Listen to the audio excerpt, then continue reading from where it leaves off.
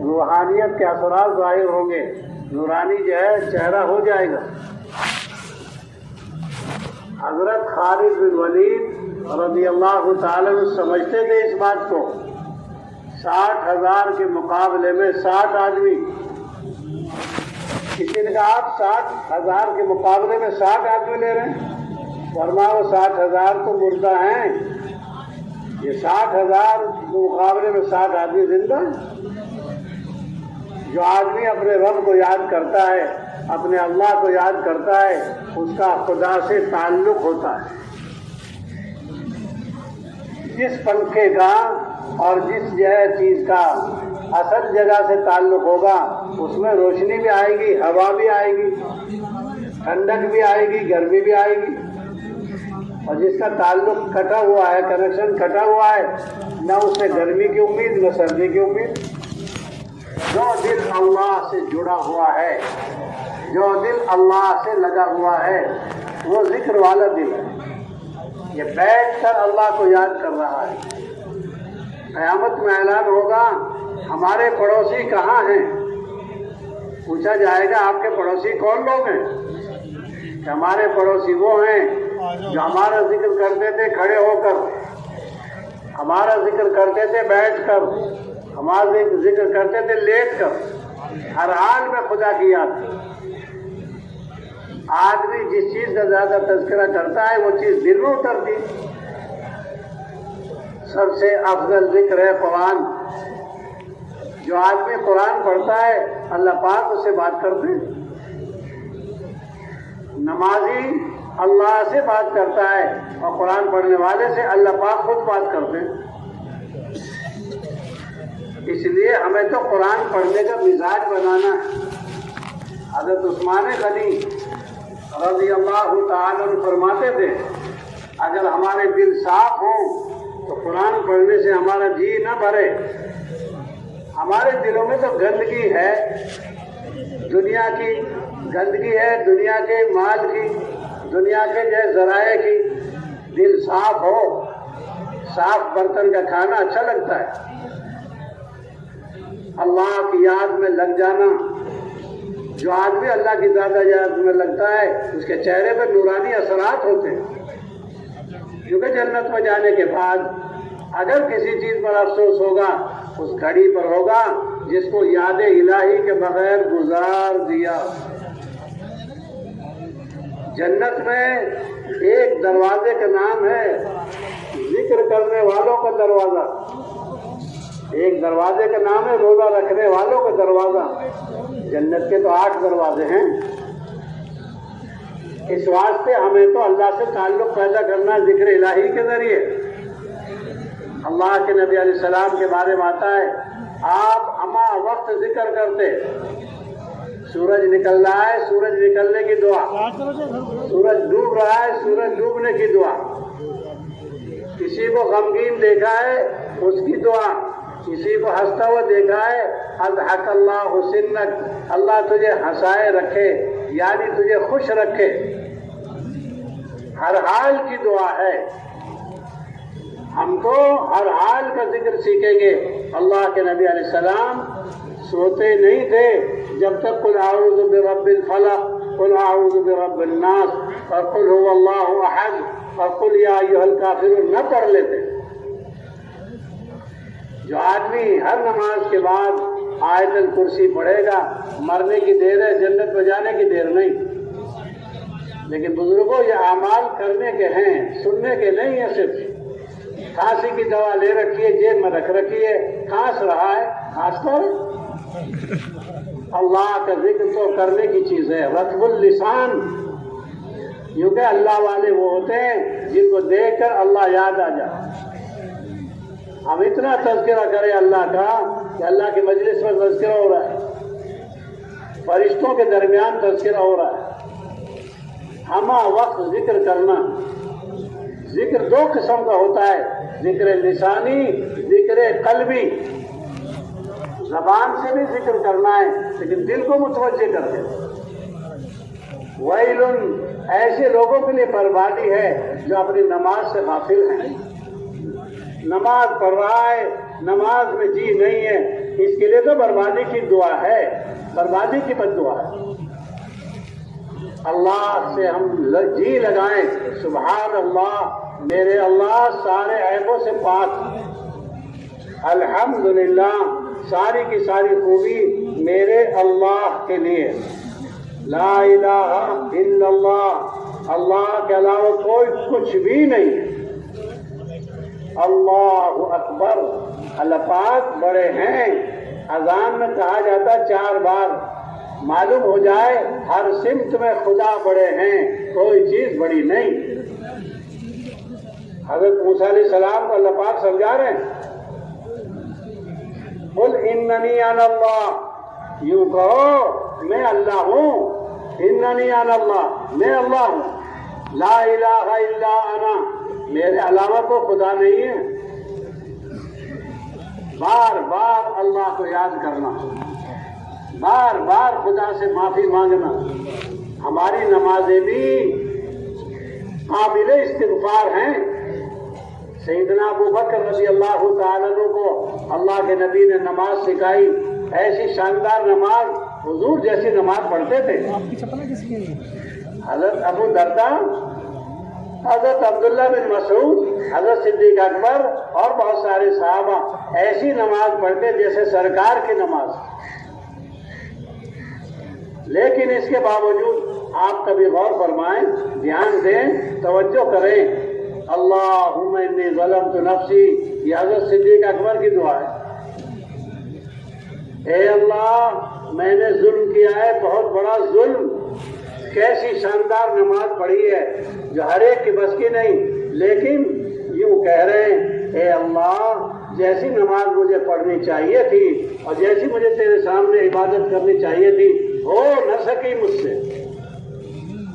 اللہ کو یہی جملے پسند ہیں، اپنے بڑے سے بڑے عمل کو ناکارہ بنا کر پیش کرے، ہوا کچھ نہیں۔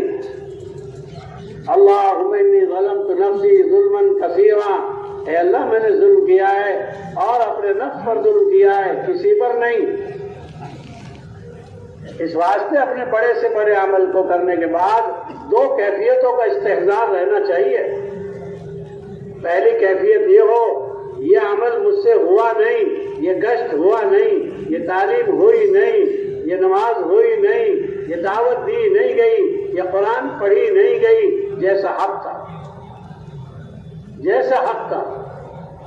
وما عرفناک حق معرفتک، اے اللہ آپ کو ہم نے پہچانا نہیں جیسے آپ کی ذات ہے۔ وما عبدناک حق عبادتک، اور ہم نے آپ کی عبادت کی نہیں جیسی آپ کی عبادت کرنے کا حق ہے۔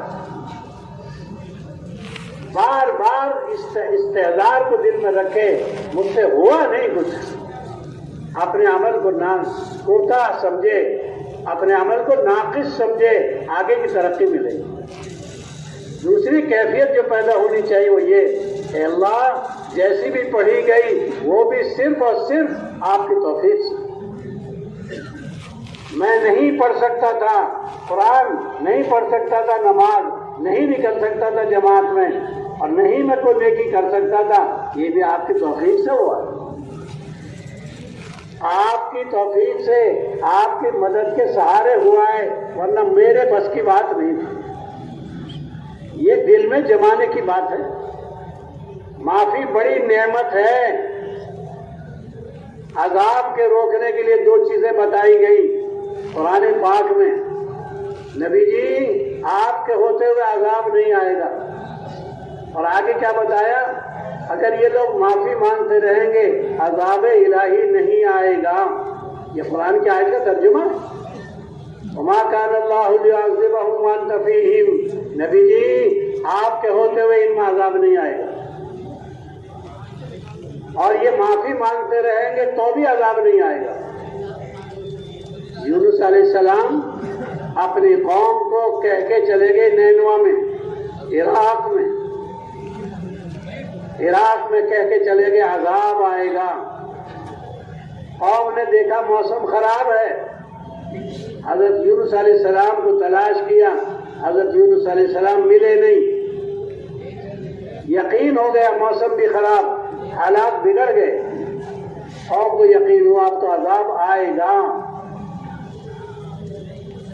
یوں کہیں ساری قوم میں بچوں کے میں عورتوں کے ساری برادری ساری امت اس وقت کی میدان میں آئی ٹاٹ پہن کر پرانے کپڑے پہن کر. ہر وقت کا لباس الگ الگ ہوتا ہے, ہر وقت کی کیفیت الگ الگ ہے. جنازے میں جا رہے ہیں شاندار جوڑے پہن کے جا رہے ہیں, یہ ولیمہ ہے, موقع ہوتے ہیں کسی چیز کے. کیونکہ ساری قوم تاج پہن کر پرانے لباس پہن کر 3 دن تک روتے رہے, بچے بھی عورت بھی مرد بھی. اللہ اللہ ہیں, شاکر ہے وہ شاکر, ان کو نعمت کی بڑی قدر ہے. 3 دن کے بعد اللہ پاک نے عذاب کو موقوف کر دیا, ہٹا دیا. یہ تو امت کے ساتھ ہوا. رونا ایک نعمت ہے. جب آدمی روتا ہے اللہ کی جناب میں اس رونے کی قدر کی جاتی ہے اور رونے کا لحاظ کیا جاتا ہے, رونے کی رعایت کی جاتی ہے. عذاب موقوف ہو گیا. آسمانی عذاب کو آسمانی روحانی نظام بدل سکتا ہے, زمین نہیں بدل سکتی. اگر بارش آ رہی ہے تو بارش کو زمینی اسباب سے نہیں رکوایا جا سکتا, آسمانی نظام سے رکوایا جا سکتا. جب عذاب الہی آئے گا فرائض کے ٹوٹنے پر نوافل سے روک تھام نہیں ہوگی اس کی. زکوٰۃ کے نہ دینے پر, نماز کے نہ پڑھنے پر, دعوت کی محنت کے چھوڑنے پر جب خدا کی گرفت آئے گی, یہ معمولی چھوٹے چھوٹے اعمال سے نہیں ہوگا اس کا دفعہ. ادھر یونس علیہ السلام کشتی میں بیٹھے, کشتی والے نے کرایہ بھی نہیں لیا. بھئی یہ تو نبی ہے, اللہ والے آدمی ہیں. تھوڑی دیر کے بعد کشتی میں بھنور آ گیا. کشتی میں ملا کہنے لگا کوئی بھگوڑا غلام آیا ہے, میرا تجربہ ہے برس سے, میری کشتی میں کوئی جو ہے ایسا حال پیش نہیں آتا جب تک کوئی بھگوڑا غلام نہ آئے. کوئی نہ کوئی بھگوڑا غلام آیا ہے آقا کی اجازت کے بغیر. یہ ہے نبوت کے کام کا رخ, یہ ہے نبوت کے کام کی ترتیب. حضرت یونس علیہ السلام کہنے لگے وہ میں ہوں بھائی, میں ہوں. یہاں تو ہر مسجد کا ساتھی, یہاں تو ہر فرد جماعت میں یوں کہتا ہے میری غلطی نہیں امیر صاحب کی. امیر تھوکتا ہے ساتھیوں پر, ساتھی ٹھوکتے ہیں امیروں پر. امام کی غلطی ہے مقتدیوں کی نہیں. کیونکہ قصور یہ ہے ہر آدمی ترتیب یہ ہے ہر آدمی اپنا قصور کا اعتراف کرے. فلا تزکوا انفسکم, اپنے آپ کو پاک نہ بتایا کرو میں تو بڑا پاک ہوں.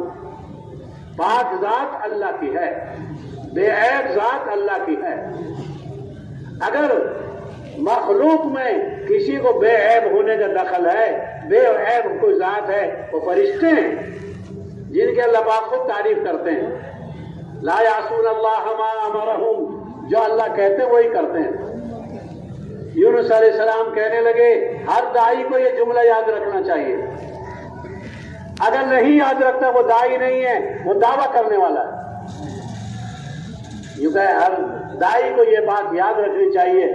کہنے لگے حضرت یونس علیہ السلام مجھ سے غلطی ہوئی ہے, میں ہوں بھگوڑا غلام, اللہ کی اجازت کے بغیر آیا ہوں کشتی میں. کہ نہیں جی نہیں, آپ نہیں ہو سکتے. فیصلہ ہوا قرآن اندازی کا.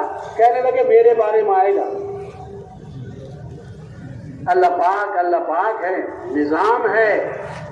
جو پہلے ہوا ہے وہ ہماری ہدایت کے لیے, ہماری جو ہے رہبری کے لیے ہوا ہے. یوں کہ مچھلی کو کہہ دیا اللہ پاک نے اے مچھلی تیار رہے, لیکن تیری خوراک نہیں ہے, تیرے اندر امانت رکھ رہے. امانت ہے, خوراک نہیں.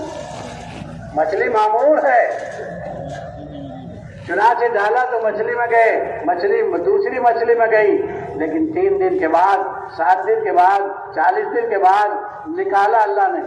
لیکن اللہ پاک 23ویں پارے سورہ صافات میں بتاتے ہیں ساری امت کو, ساری انسانیت کو اور ساری مخلوق کو, فلولا انہ کان من المسبحین, اگر یونس علیہ السلام معافی نہ مانگتے قیامت تک مچھلی کے پیٹ میں رہتے.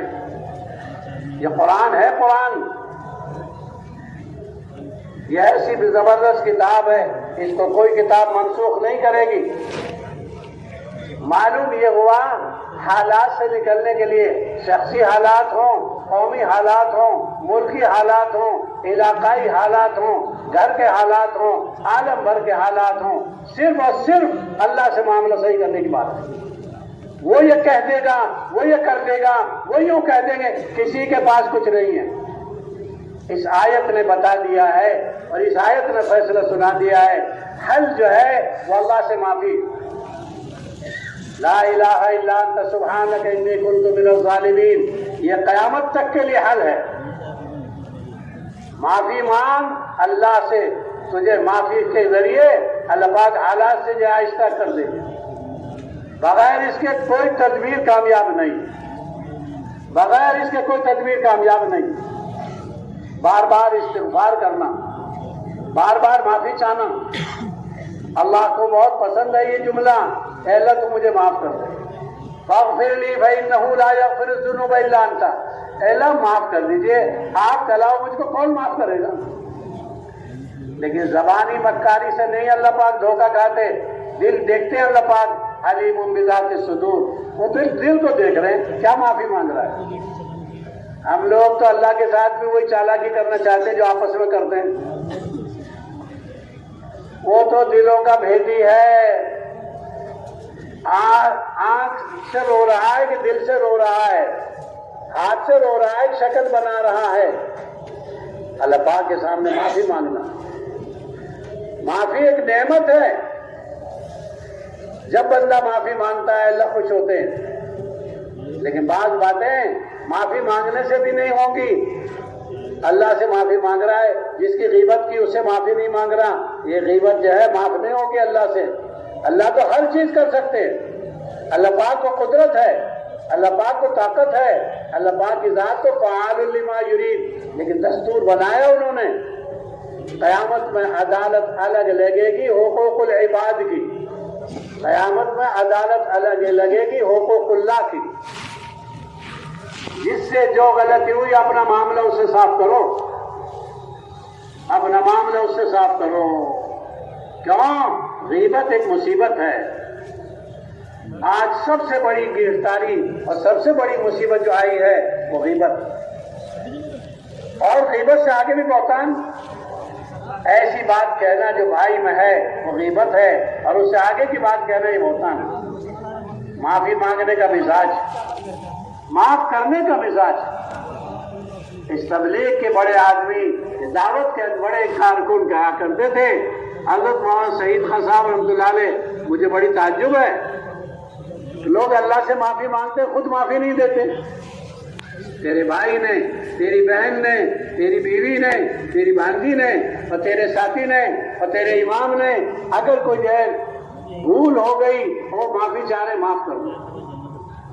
اللہ پاک معافی کو پسند کرتے ہیں، اس لیے معاف کرنے کا مزاج، معافی دینے کا مزاج، دل صاف، زبان بھی پاک، دل بھی پاک۔ بندے سے قصور تو بن جائے گا، غلطی تو ہو جائے گی، اس لیے کہ غلطی نہ ہو پھر تو یہ فرشتہ ہے، اور غلطی ہو جانے کے بعد اگر یہ معافی نہ مانگے تو یہ شیطان ہے، اور اگر غلطی ہونے کے بعد یہ معافی مانگتا ہے یہ نبوت کا مزاج ہے۔ آدم علیہ السلام سے ہو گئی بھول، معافی مانگ رہے، ایسی معافی مانگی 40 سال تک روتے رہے۔ باپ کے اثرات، دادا کے اثرات اولاد کو جاتے ہیں، رو کے دکھایا ہے کہ جب غلطی ہو جائے گی معافی مانگنے کے علاوہ، رونے کے علاوہ کوئی علاج نہیں ہے۔ اسے اللہ کی جناب میں معافی مانگیں گے، اللہ بن گئی غلطی، ہو گئی مجھ سے، اب کر دیجئے آپ معاف۔ یہ دنیا ہے، جب تک سورج ادھر سے نہیں نکلے گا تب تک تو توبہ قبول ہے۔ اللہ توبہ قبول کرتے ہیں ما لم یغرغر، جب تک اس کا گلا نہیں بولے گا یا سورج ادھر سے نہیں نکلے گا مغرب سے اور آدھی ادھائی پر آئے گا، جب تک تو توبہ قبول ہے، اس کے بعد توبہ قبول نہیں۔ توبہ کی قبولیت کے لیے شرط ہے، جس گناہ سے توبہ کر رہے ہو اس کو چھوڑ دو، اس گناہ پر نادم و شرمندہ ہونا ضروری ہے، اور اس گناہ کے بعد آئندہ نہ کرنے کا پکا عہد۔ اس لیے میرے بزرگوں معافی مانگو۔ آج سارا نقصان جو ہو رہا ہے وہ غفلت کا ہے۔ حضرت مولانا الیاس صاحب رحمۃ اللہ علیہ اندر کے انسان تھے، اندر کے آدمی تھے۔ ایک آدمی کو دیکھا شوربہ بکھر گیا ہے، سالن بکھر گیا ہے، فرمایا نماز بن جاتی تو شوربہ نہ بکھرتا۔ نظر کی حفاظت، یہ جتنے سڑک پر حوادثات ہوتے ہیں یہ غفلت کے نتیجے میں۔ جب کوئی پرندہ غافل ہو جاتا ہے تو شکاری کے ہاتھ لگ جاتا ہے، کیوں؟ ذکر الہی سے غافل ہو گئے۔ ہمہ وقت ذکر کرنا، تصویر لینی ضروری نہیں ہر وقت، لیکن زبان پہ جاری ہو اللہ اکبر صلی اللہ علیہ وسلم، سبحان اللہ وبحمدہ سبحان اللہ العظیم۔ صبح اور شام تسبیح کی مشق کرنی ہے، کیونکہ جو آدمی 100 مرتبہ درود شریف پڑھتا ہے اللہ اس کے 100 کام بناتے، 30 کام دنیا کے، 70 کام آخرت کے۔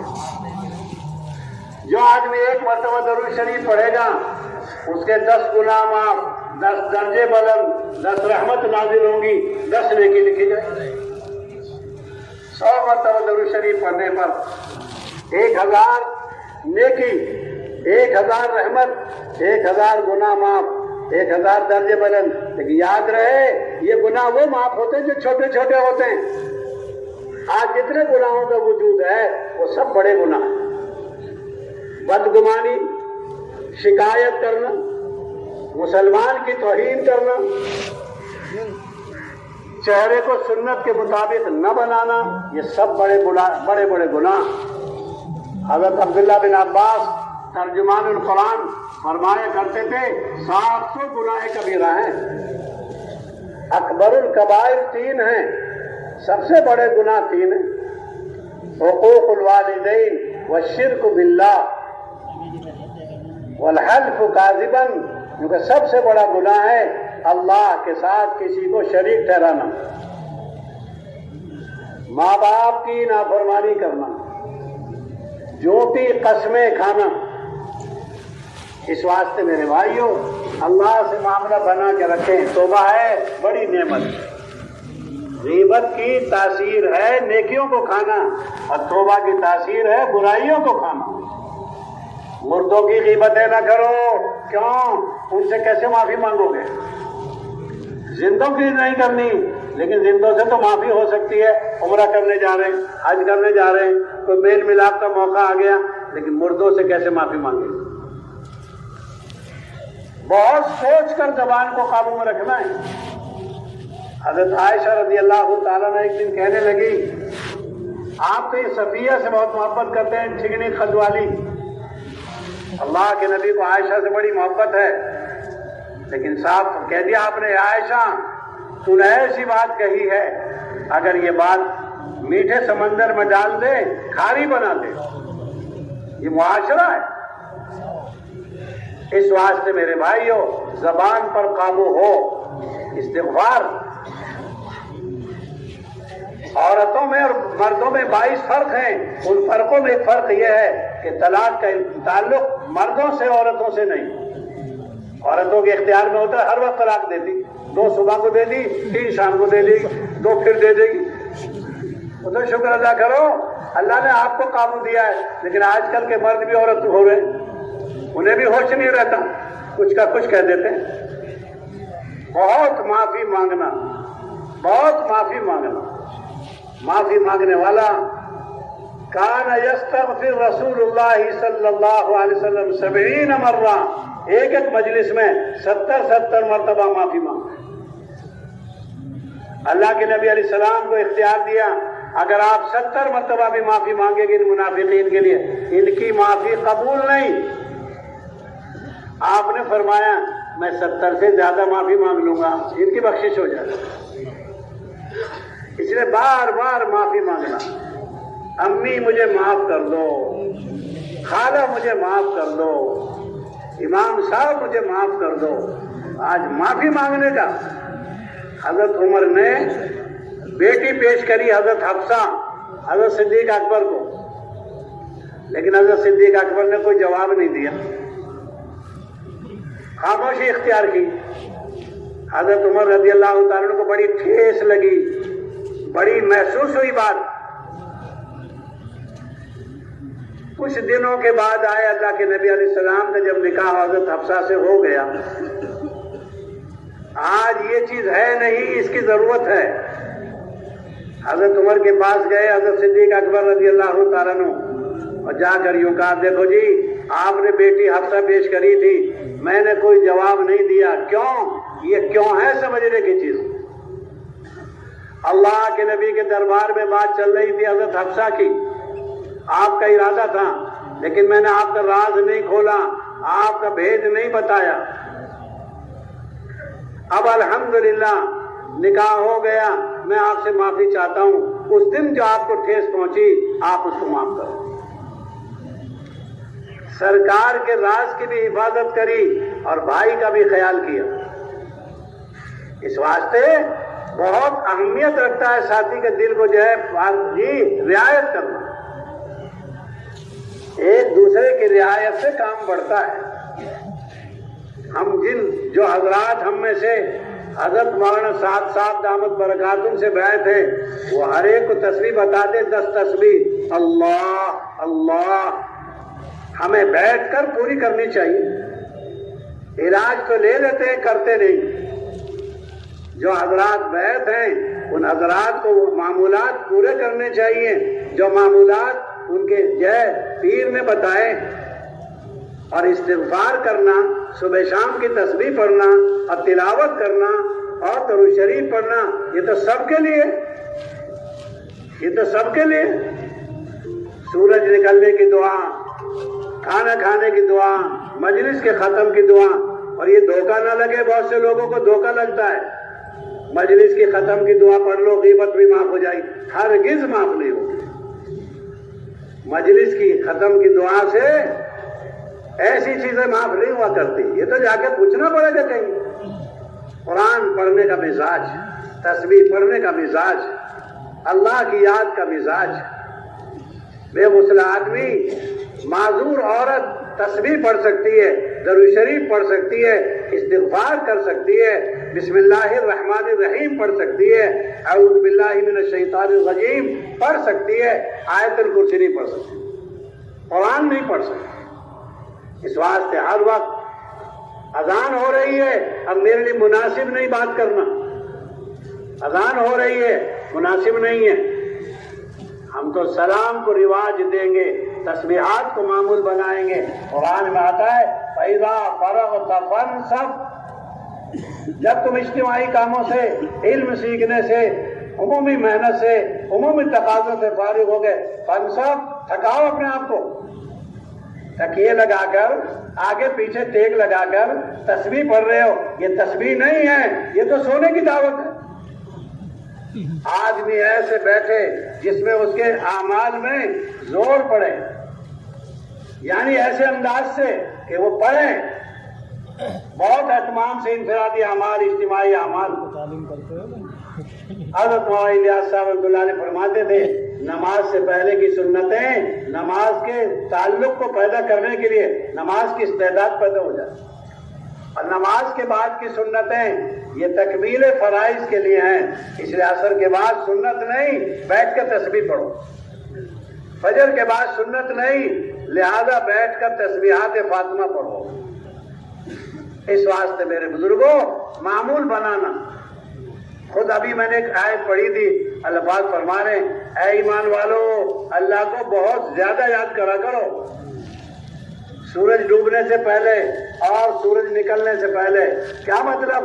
معمول بنانا، معمول بنانا ہے، ہمارا مزاج بنے ہر وقت اللہ کا ذکر، ہم کو لوگ پاگل سمجھنے لگ جائیں، یہ آیت یہ تو بیچارہ اللہ والا آدمی، اللہ کی یاد میں ایسا لگ جائے ابتحال، جو کہ تبتل آ جائے، سب سے ہٹ جا، سب سے کٹ جا، اللہ سے لگ جا۔ دشمنوں نے تو چال چلائی ہے، آپ کی گاڑی میں تسبیح لٹکا دی ہے تاکہ یہ نہ پڑے، دشمنوں نے تو آپ کو یاد دلانے کے لیے نہیں، آپ کو غافل بنانے کے لیے آپ کی گاڑی تسبیح پڑھ رہی ہے تاکہ یہ نہ پڑھے۔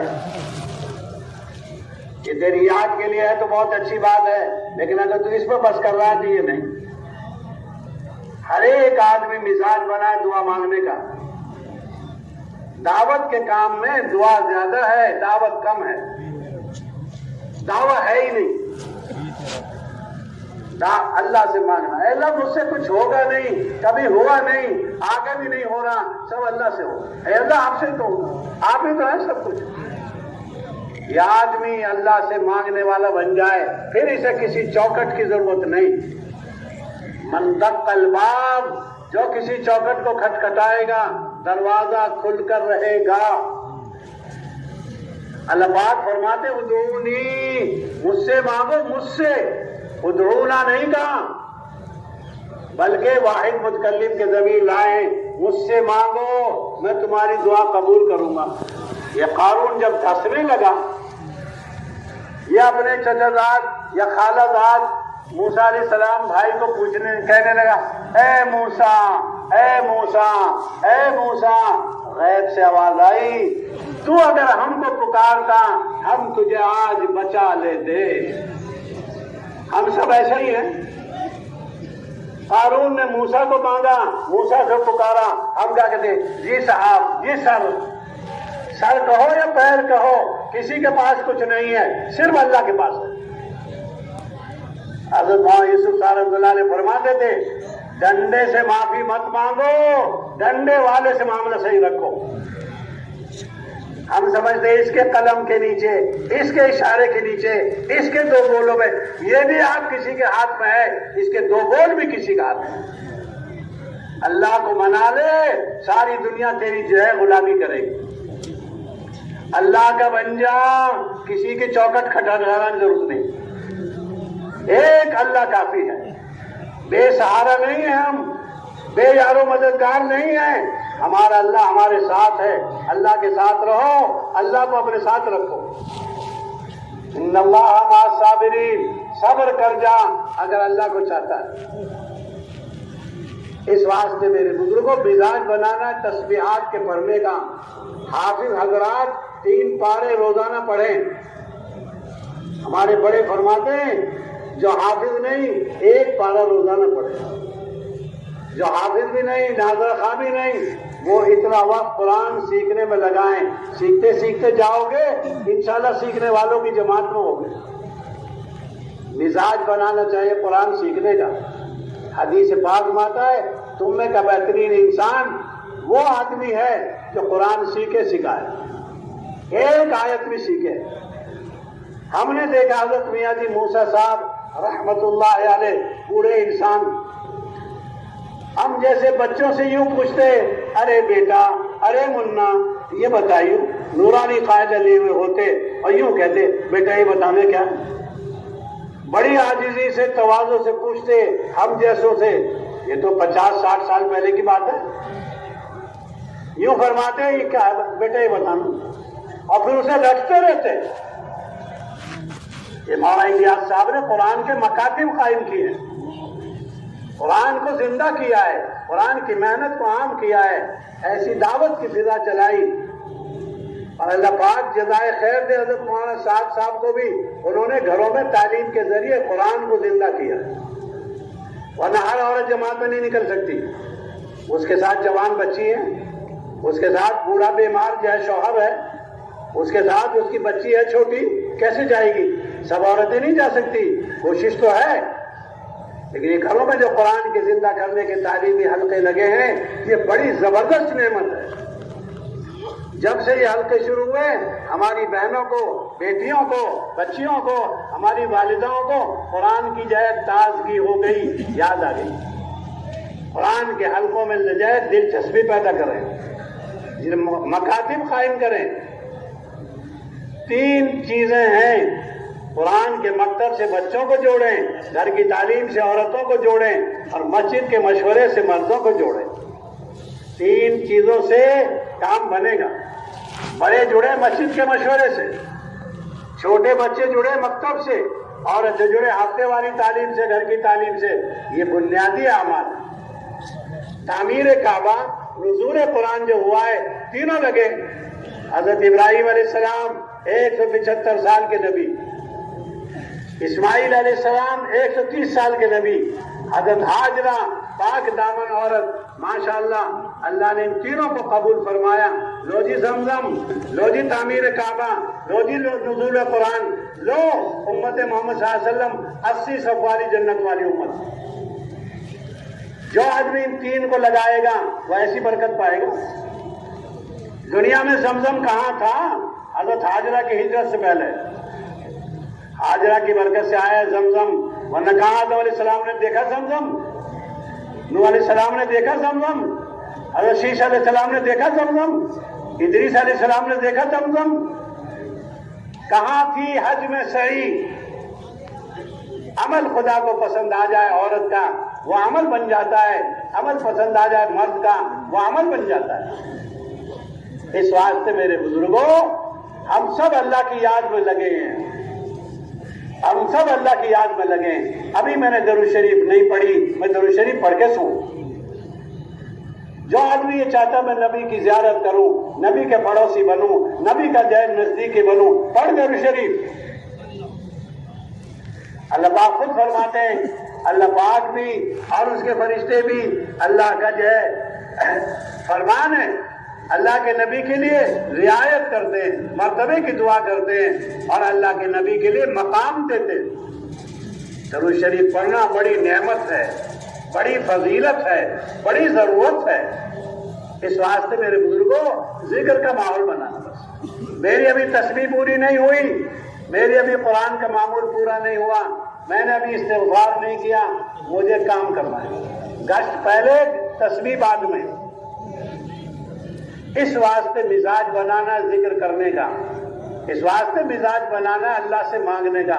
آج دنیا بھر کی تدبیریں ہو رہی، نئی تدبیر ہو رہی، دعا والی تدبیر نہیں۔ دعا تو عبادت کا نچوڑ ہے، مانگ اللہ سے۔ ایک بادشاہ شکار کرتے کرتے کہیں جنگل میں پہنچ گیا، جنگل کے آدمی نے بادشاہ کا لحاظ کیا، لیکن یہ معلوم نہیں کہ یہ بادشاہ ہے۔ اسے کوئی جوس ووس پلایا بیچارے نے، اور بادشاہ کہنے لگا، بھائی میں بادشاہ ہوں، تجھے کوئی ضرورت پڑے تو آ جانا۔ یہ بیچارہ ایک بہت عرصے کے بعد گیا، حالت بدلی ہوئی، دیہاتی انسان، کہیے ایک ایسا آدمی ملنا چاہتا ہے، بلا لیا، شاہی مہمان کھانے میں ٹھہرایا، شاہی کرام کیا۔ رات کو تہجد میں بادشاہ رو رہا ہے۔ اس نے تو کہا کیا ہوا بھائی، کون رو رہا ہے؟ تحقیق کرنے پر، معلوم کرنے پر پتہ چلا بادشاہ وقت رو رہا ہے۔ اس نے بادشاہ کو روتا ہوا دیکھا، صبح کو بادشاہ نے بلایا، بولو بھائی کیا کام ہے؟ کہ میں تو سمجھ گیا جس خدا کے آگے آپ رو رہے تھے اسی خدا سے رونا میں نے سیکھ لیا، اب خدا سے مانگوں گا، آپ سے کیا مانگ، آپ تو خود بھکاری۔ بے شک ساری دنیا بھکاریوں کی بھری ہوئی ہے۔ قرآن اعلانیہ فیصلہ سناتا ہے، یا ایھا الناس، اے لوگوں، اے مالداروں، اے غریبوں، اے بادشاہوں، اے ملازموں، اے افسروں، سب کے سب۔ اور یہ خطاب انسانوں کو نہیں، جنات کو بھی ہے۔ قرآن کا خطاب انسانوں کو بھی ہوتا ہے، جنات کو بھی ہوتا ہے، دونوں قوموں سے متعلق۔ ہم تو سب کے سب بھیک منگے ہیں، بھیک مانگیں گے اللہ کے دربار سے ہدایت کی، دعا مانگنی سیکھیں گے، حلال کما کر کھائیں گے، حلال سے پہنے، ورنہ لبائی فرمائیں کیسے قبول کروں تیری دعا، تیرا لباس حرام، تیرا کھانا حرام۔ تو ذکر سے خدا کی طاقت آئے گی، ذکر سے روحانیت آئے گی۔ آج اللہ ہمیں معاف کرے، غفلت کی جو ہے مصیبت میں ہم سب گرفتار ہیں کم زیادہ۔ غفلت ایک مصیبت ہے، غفلت ایک معصیت ہے، غفلت ایک آفت ہے۔ اس واسطے ذکر الہی کو اور یاد الہی کو زندہ کرنا، اس لیے حضرت مولانا الیاس صاحب گہرے انسان فرماتے علم اور ذکر، معلومات بھی ہو ذکر بھی ہو، سب دونوں